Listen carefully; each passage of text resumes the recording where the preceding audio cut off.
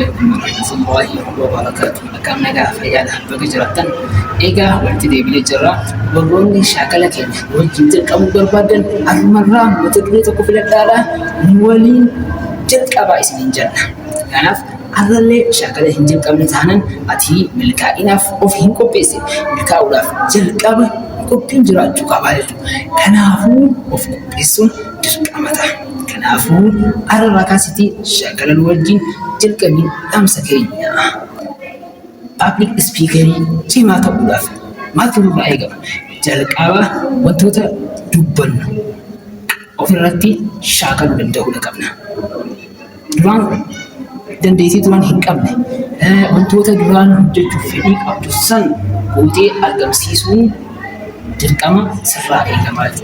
Kanaafuu public speakerii cimaan jalqaba nama wanta dubbatu san hojiitti jijjiirudha malee akkanumatti jechuudha. Kanaafuu public speakerii cimaa ta'uu barbaadda jalqaba yaalii ofirratti taasisi. Kanaaf wanti hin danda'amne tokkollee hin jiru public speakerii cimaa amanamaa ta'uu danda'uutu sirra jiraata. Haasa'u kan kee hojii kan keetiin dhugoomsuu qabda. As dura yooniif amala dubbachaa jirtu kana kan qabaanne taate ofirratti jijjiirama argamsiisuu qabda jechuudha. Kanaaf waliigalee jirra kallattiidhaan gara hojiidhaa wanti kun kanaaf waliin taane inshaallah bakka guddaa takka biyyeenya public speakerii wanni filanneef تكفى أكاتا دعوة إتقول دعوة إني جل كبار أمور بوتين جلتي وأنت تقولي تبني يلو جني جل كبار مال بولو أكا هجيتي زجور متى كنا وهذا سين قبله كناف وأنت تبني هند هجيدا أرقم سيسوتو نرى جمع public speakery شبان أكاتا أتيتي دبتو بريدينا حاسو كيتي أصلا تهينتي هم نمالي gochoota ati guyyaa guyyaadhaan raawwachaa jirtuutu public speakerii jabaa si taasisa. Waliigalaa jiraan kanaafuu arraa hin qabne amaloota keenya kan duraan dubbachuudhaaf ukkaamsu kan duraan dubbachuudhaaf gufuun itti ta'u hunda sirreeffachaa deemnaa jechuudha. Akkuma kutaa dabala keessatti waa'ee amanamummaadha. Hanqina amanamummaa qabna. Kanaafuu arra booda amanamummaa gonfachuudhaaf ofirratti hojjechuutu irraa eegama. Kanaaf inshaallah amaloota keenya fokkotaa kan rabbiin nurraan jaalanne kan ilma namaa miidhu kan lubbuu keenya miidhu ofirraa jijjiiruu danda'uu la qabna. Waliigalaa jiraan kanaafuu amaloota san immoo seenaa Muhammad sallallahu alaihi wasallam yeroo waliif himnu ani amala kana hin qabamoo hin qabu yoo hin qaban arraa kaasee hojiitti jijjiiruu qabaadhaan murannoo kanaan haasa'uu qabnaa jechuudha.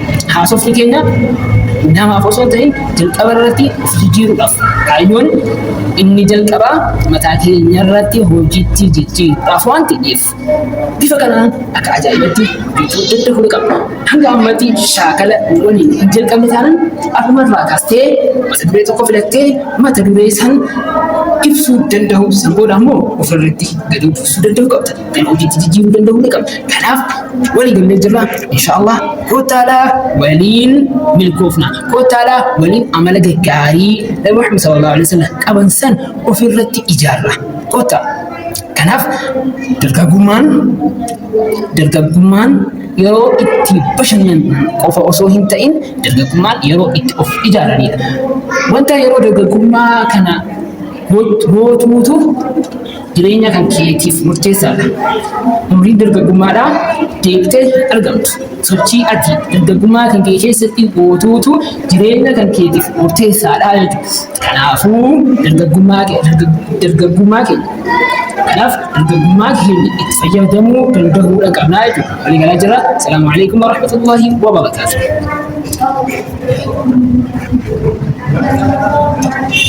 السلام عليكم ورحمة الله وبركاته. جمتو تفجأة تبتوك يا أراتس والتدين في نجر كناف عملوتك كان دوران هين قبل في راجل جيب في الرتي يعني وجود الفايقة إن شاء الله تاك نفقات في سنين في نجر سكنت كان الرتي مو ولي قدرة كيسن جيب أمتها إن شاء الله جديرنا ولي جدير راجل